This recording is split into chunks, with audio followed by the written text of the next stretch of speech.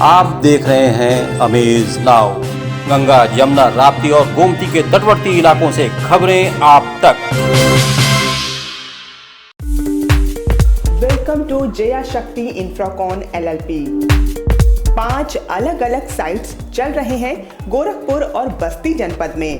हर project पर पाएं कम दाम में प्लॉट या बनवाएं अपने सपनों का आशियाना। Ayush golf city, Sunauli road, Gorakhpur. Ayush residency, Karjaha, Gorakhpur. Ayush smart city, Sonbarsa, Gorakhpur. Ayush global city, Marapar, Gorakhpur. Ayush green city, Parsa Jafar, Basti. हर प्लॉट की रजिस्ट्री पर मिलेगा सोने का एक सिक्का।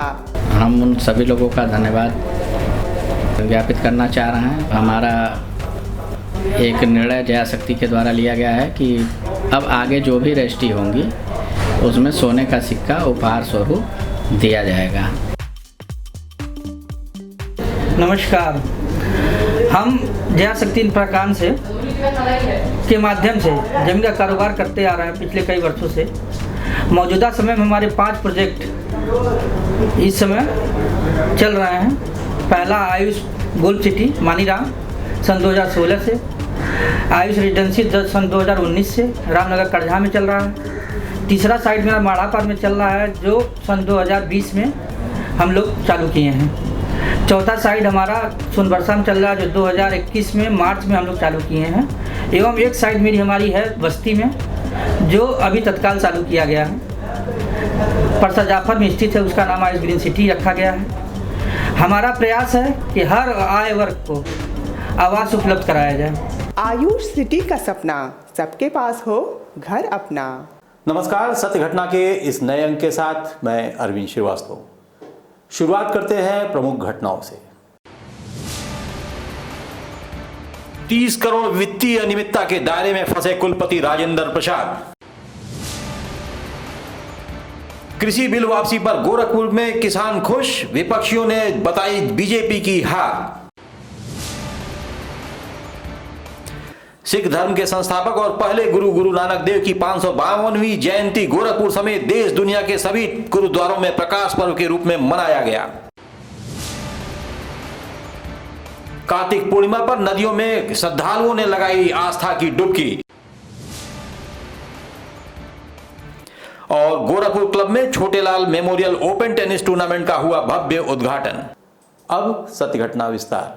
बिहार प्रांत के मगध विश्वविद्यालय के कुलपति डॉक्टर राजेंद्र प्रसाद के गोरखपुर और बोधगया समेत अनेक ठिकानों पर शुक्रवार की भोर 3 बजे तक छापे की कार्रवाई चलती रही। 30 करोड़ की वित्तीय अनियमितता की जांच कर रही स्पेशल विजिलेंस यूनिट बिहार ने कुलपति के घर से 2 करोड़ से अधिक की चल अचल संपत्ति पकड़ी है। इसमें 7.5 लाख रुपए की विदेशी करेंसी भी शामिल है। विदेशी करेंसी मिलने से बाद कुलपति की विदेश यात्रा की भी टीम द्वारा जांच शुरू कर दी गई है। आपको बता दें कि गोरखपुर विश्वविद्यालय के पूर्व प्रभारी कुलपति और वर्तमान में मगध विश्वविद्यालय बोधगया के कुलपति प्रोफेसर राजेंद्र प्रसाद पर वित्तीय अनियमितता का आरोप लगाते हुए PIL दाखिल किया गया था। इस मामले में विजिलेंस ने बीते जनवरी माह में कुलपति डॉक्टर राजेंद्र प्रसाद, उनके सहयोगी सुबोध कुमार, ओम प्रकाश, जितेंद्र कुमार और लखनऊ की एक प्राइवेट कंपनी के खिलाफ मामला दायर कर न्यायालय से सर्च वारंट लिया गया था। इसी क्रम में बीते बुधवार को कुलपति के गोरखपुर स्थित आवास और बोधगया समेत अन्य ठिकानों पर भी छापा मारा गया, जिसमें कई ऐसे अभिलेख मिले हैं जिससे कुलपति की मुश्किलें बढ़ती जा रही हैं। 30 करोड़ से अधिक रुपयों के दुरुपयोग के मामले में फंसे कुलपति। मामला मगध विश्वविद्यालय के कुलपति प्रोफेसर राजेंद्र प्रसाद का है, जिन पर यह आरोप है कि विश्वविद्यालय की स्टेशनरी की खरीद फरोख्त और गार्डों की नियुक्ति में उन्होंने धांधली की है। अब SBU टीम उन पर शिकंजा कसने लगी है। बता दें कि गोरखपुर विश्वविद्यालय के रक्षा अध्ययन विभाग में आचार्य भी रहे हैं प्रोफेसर राजेंद्र प्रसाद। कैमरा सहयोगी संतोष के साथ पंकज श्रीवास्तव, अमेज नाउ, गोरखपुर। गोरखपुर की वरिष्ठ कांग्रेसी नेता डॉक्टर सुराहिता करीम ने प्रधानमंत्री नरेंद्र मोदी द्वारा कृषि कानून वापस लेने की घोषणा को किसानों की जीत बताया है। उन्होंने कहा कि मोदी सरकार ने चुनाव को देखते हुए यह निर्णय लिया है। इस आंदोलन की जीत गांधीवादी विचारों की जीत है। वार्ता इस खुशी के दिन, आज जो प्रकाश पर्व के दिन ये ऐलान हुआ है कि सत्याग्रह की तरह किया गया ये किसानों का आंदोलन ये अपने एक फल पे पहुंचा है। और ये काले कानून, तीनों काले कानून जिनके खिलाफ इतनी जीवंत लड़ाई इतने दिन से चल रही थी, एक महान आंदोलन जो कि आज तक नहीं हुआ इस देश में, ऐसा आंदोलन चला और उसके फलस्वरूप इस अहंकारी मोदी सरकार को पीछे हटना पड़ा, झुकना पड़ा। जो कानून उन्होंने बिना किसी से राय लिए, बिना जिसकी मांग भी नहीं थी, उनको थोपा गया था किसानों के ऊपर केवल और केवल अपने पूंजीपति मित्रों को फ़ायदा दिलाने के लिए, उस ढोंग को लोगों ने समझा। किसानों ने अपनी संगठन के तौर पे अपनी संगठित होकर लड़ाई को लड़ा और ये खुशी की बात है कि कांग्रेस पार्टी शुरू से ही उनके साथ थी। राहुल जी ने शुरू से ही बहुत मुखर होकर इसका सपोर्ट किया, कोई इसमें राजनीति नहीं की और आखिरकार ये आंदोलन सफल हुआ, कानून वापस हुए। कार्तिक पूर्णिमा का पर्व आज पूरे देश में श्रद्धा और उत्साह के साथ मनाया गया। इस मौके पर श्रद्धालुओं ने जहां पवित्र नदियों में डुबकी लगाई और वहीं गोदान भी किया। इसी क्रम में गोरखपुर में भी राप्ती, सरयू नदी समेत अन्य नदियों के किनारे सुबह से ही पहुंचे श्रद्धालुओं ने आस्था की डुबकी लगाई और सूर्य देवता को नमन कर देश, दुनिया और परिवार की सुख समृद्धि की कामना की।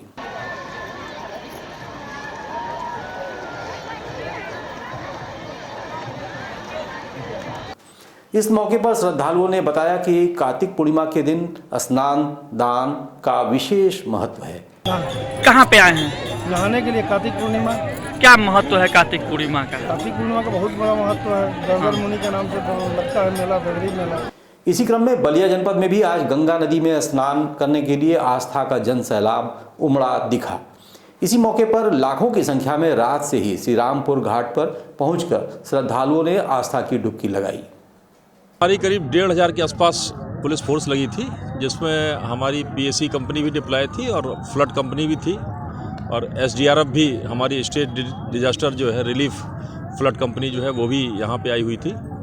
और इसके अलावा हमारे कई अधिकारी, जोनल मजिस्ट्रेट और जोनल पुलिस अधिकारी, सेक्टर मजिस्ट्रेट, सेक्टर पुलिस अधिकारी, ये सारे लोग लगे थे। हम लोगों ने इसको पूरे मेला क्षेत्र को करीब 7 जोन में इसको बांटा था और 18 या 19 सेक्टर में बांटा था। तो सारे में सारा फोर्स डिप्लॉय था और सभी लोग अच्छे से काम करते रहे। सिख धर्म के संस्थापक और पहले गुरु नानक देव जी का प्रकाश पर्व पूरे देश में आज पूरी श्रद्धा और भक्ति के साथ मनाया गया। इस मौके पर महानगर के जटाशंकर और मोहद्दीपुर सहित अन्य गुरुद्वारों पर विभिन्न शहरों से आए जत्थों द्वारा कीर्तन और गुरुवाणी का कार्यक्रम प्रस्तुत किया गया। इस मौके पर सिख समाज द्वारा विशाल लंगर का भी आयोजन किया गया।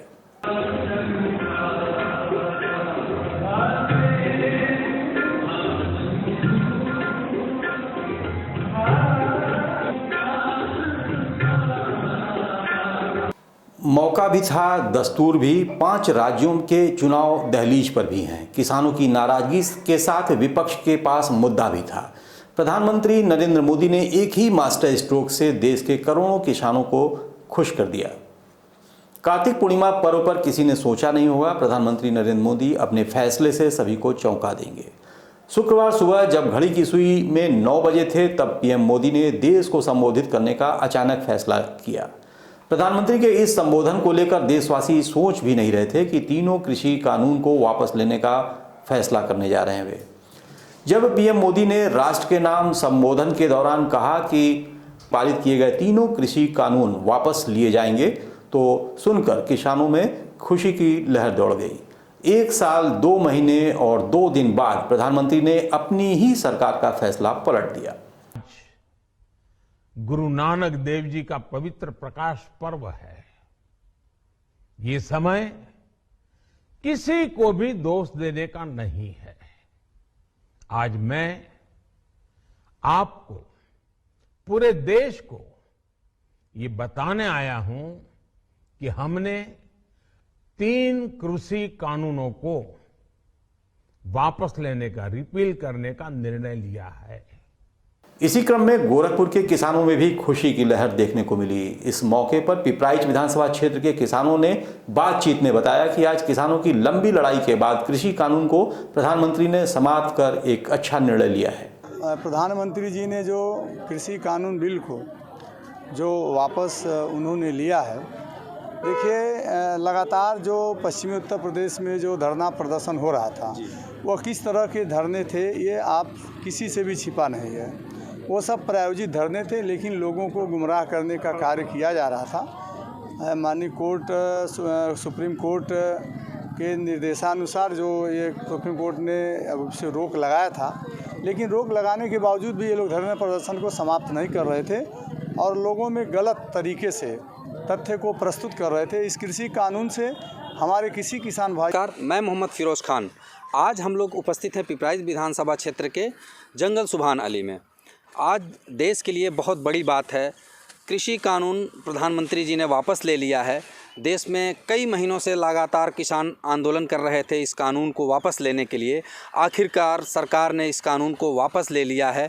प्रधानमंत्री जी खुद आज देश के सामने आकर इस बात की घोषणा की है कि इस तीनों कानून को वापस लिया जा रहा है। इसमें क्षेत्र के किसानों का क्या राय है हम जानने की कोशिश करेंगे। यहाँ कुछ किसान हैं, उनसे भी पूछेंगे कि कृषि कानून वापस प्रधानमंत्री जी ने कर लिया है, क्या कहेंगे इस संबंध में। सर, क्या नाम है आपका? मेरा नाम राजू प्रजापति है जी। मैं गांव सभा पतना से हूँ। अच्छा। पिपराइच विधानसभा के। जो कृषि बिल है, तीनों कानून वापस ले लिया गया है, क्या कहना चाहेंगे उस संबंध में? और अगर जो वापस हुआ है तो बहुत अच्छी बात है जी। किसान आंदोलन कर रहे थे और किसानों की बहुत बड़ी जीत है। किसानों की बहुत बड़ी जीत है। ये बहुत बड़ी बात है कि किसानों की जीत है। लगातार कई महीनों से किसान आंदोलन कर रहे थे। आखिरकार कार्तिक पूर्णिमा के मौके पर गोरखपुर के बाबा मुक्तेश्वर नाथ मंदिर में दीपोत्सव के साथ ही आकर्षक रंगोली बनाकर विधि विधान से पूजा पाठ का आयोजन किया गया। इस कार्यक्रम में बड़ी संख्या में स्थानीय लोगों ने हिस्सा लेकर 11,000 दिए जलाए, जिससे पूरा मंदिर परिसर जगमगा उठा।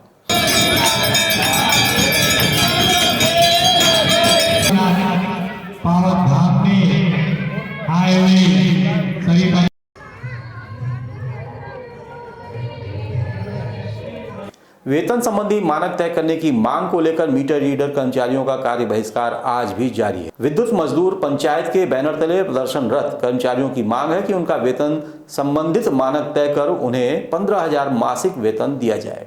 इस संबंध में विद्युत मजदूर पंचायत के क्षेत्रीय सचिव संदीप श्रीवास्तव ने बताया कि अपनी मांगों को लेकर मीटर रीडर कर्मचारी कार्य बहिष्कार पर हैं। जब तक मांगे पूरी नहीं होती हैं, इनका कार्य बहिष्कार जारी रहेगा। आज पूरा देश हमारा नहान का दिन है और कार्तिक पूर्णिमा का दिन है और सारा देश नहा रहा है, लेकिन हमारे मीटर रीडर बिना नहाए आज कार्य बहिष्कार पर हैं। हम इसके सरकार का भी विरोध करते हैं और इनकी जो दुर्व्यवस्था ये शिकार हो रहे हैं, जो इनका मानदेय है वो नहीं मिल रहा है। लगातार अभी कल अधीक्षण अभियंता से हमारी 45 मिनट बात हुई उनके दफ्तर पर। उन्होंने कहा कि कंपनी लगता है ये भाग जाएगी, उस जितने पैसे में उसका टेंडर हुआ है वो शायद वो कंपनी काम नहीं कर पाएगी। तो हम चाहते हैं कि जो पहले BCITS था उसी को रिन्यूअल करके इसको दे दें। जैसे सुचारू रूप से ये काम करते थे वो करते रहें। उनका PF भी जमा होता था उस समय और उनको सैलरी भी लगभग ठीक मिलती थी, 5 रुपये का रेट मिलता था। और ये कंपनी आई है 3 रुपये पे ज़बरदस्ती काम कराना चाहती है। तो अभी 3 बजे हम लोग यहाँ के गोरखनाथ मंदिर के सचिव से मिल करके उनको भी एक ज्ञापन देंगे और इस पर जांच कराने की बात करेंगे। गोरखपुर जनपद के नगर पंचायत बांसगांव के वार्ड नंबर 5 में मनबड़ों की पिटाई से एक बुजुर्ग की मौत का मामला सामने आया है। घटना आज सुबह की बताई जा रही है। बताया जा रहा है कि पैसे के विवाद में कुछ मनबड़ों ने दिलीप के परिवार के लोगों को पीट दिया, जिसमें चोट लगने से दिलीप के पिता की मौत हो गई।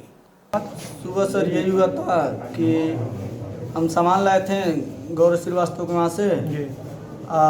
कल शाम को हमारे पास आए तो उनका पैसा 7,000 रुपया बाकी था। 7,000 रुपया हम कहें कि कल सुबह आकर ले लीजिएगा। सुबह कहें कि हमको अभी चाहिए, तो अपने भाई साहब को बुलाया अरुण कुमार को। तो उसके ऊपर से वो गए पैसा निकालने दुकान में से। दुकान में से निकाल कर ले जाकर उनके घर हम लोग 7,000 रुपया दे दिए। सुबह आए हम उनको पैसा दिए हैं। कहें कि हमारा सामान निकालो। कहें कि भैया सामान का है, पैसा दे देने, सामान का है निकाली तो पैसा दे देना हो। करे पर से लगना हम जैसे कई जानी मिल के मारे। किसको मारे हैं? हमारे भाई को अरुण, माता जी को शकुंतला देवी को, दिलीप कुमार हमको, अशोक कुमार मेरे पिताजी को जो मित्र हो गए। पिताजी मर गए। किससे लोग मारे थे? गोरखपुर क्लब में Chhotelal memorial open tennis tournament का उद्घाटन आज भव्य तरीके से किया गया। इस मौके पर मुख्य अतिथि के रूप में गोरखपुर क्लब के जनरल सेक्रेटरी पीयूष बंका मौजूद रहे। आनंदजीत लाल ने बताया कि छोटे लाल जी एक अंतर्राष्ट्रीय खिलाड़ी रहे हैं। आज गोरखपुर से भी टेनिस के कई ऐसे खिलाड़ी निकले हैं जिन्होंने देश विदेश में अपना नाम रोशन किया है। जी के नाम से मेमोरियल टेनिस टूर्नामेंट हो रहा है, जो ये अपने समय के अंतर्राष्ट्रीय स्तर के टेनिस प्लेयर रह चुके हैं और पिछले 10 साल से मैं टूर्नामेंट करा रहा हूँ ये, और लास्ट 2 ईयर टूर्नामेंट नहीं करा पाया किसी कारणवश। और इस जगह से, इस छोटी सी जगह से 4 अंतर्राष्ट्रीय और कई राष्ट्रीय स्तर के प्लेयर निकल चुके हैं। प्रेजेंट टाइम में कई ऐसे बच्चे हैं जो राष्ट्रीय में टॉप 10 में हैं, इंडिया में टॉप 10 में हैं और कई नेशनल टाइटल जीत चुके हैं। और वो आने वाला समय दूर नहीं जब इस गोरखपुर क्लब से अंतर्राष्ट्रीय स्तर के प्लेयर निकले। देश के ग्रामीण क्षेत्रों की प्रतिभाओं को आयाम देने के लिए इन दिनों क्षेत्र के सांसदों द्वारा सांसद खेल महाकुंभ का आयोजन किया जा रहा है। इसी क्रम में आज सिद्धार्थनगर जिले में भी डुमरियागंज के सांसद जगदम्बिका पाल के नेतृत्व में सांसद खेल महाकुंभ का भव्य शुभारंभ हुआ। मुख्यालय स्थित स्टेडियम में आयोजित इस कार्यक्रम में कपिलवस्तु विधानसभा के विधायक श्यामधनी राही, भाजपा क्षेत्रीय मंत्री धर्मेंद्र सिंह, जिला अध्यक्ष गोविंद माधव समेत जिले के क्रीड़ा अधिकारी, कर्मचारी और सैकड़ों की संख्या में स्कूली बच्चे एवं खिलाड़ियों ने सहभाग किया। जब भारत आत्मनिर्भर होगा, भारत की निर्भरता दूसरे देशों पर कम होगा। आज ये देश की एकता, अखंडता, भारत को आत्मनिर्भर, आज़ादी के 75वें उस वर्षगांठ पे अमृत महोत्सव को हम आयोजन कर रहे हैं। उसमें सांसद खेल महाकुंभ, ये केवल हर जनपद में, हर लोकसभा में उस क्षेत्र के ग्रामीण प्रतिभाओं को प्लेटफॉर्म आज इसमें जारी रखेंगे। और हमारे भारत के खेल मंत्री ने कहा है कि मैं 24 को आऊँगा और जो बच्चे होनहार होंगे उनको खेल मंत्रालय पिक करेगा, उनको हॉस्टल में डालेगा, उनका पूरे भविष्य का खर्चा वो उठाएगा। तो सत्य घटना में ये थी अब तक की खबरें। तेज, सटीक और ताज़ी खबरों को जानने के लिए जुड़े रहें हमारे वेब पोर्टल, फेसबुक पेज और यूट्यूब चैनल से। तब तक के लिए हमें दीजिए इजाज़त। नमस्कार।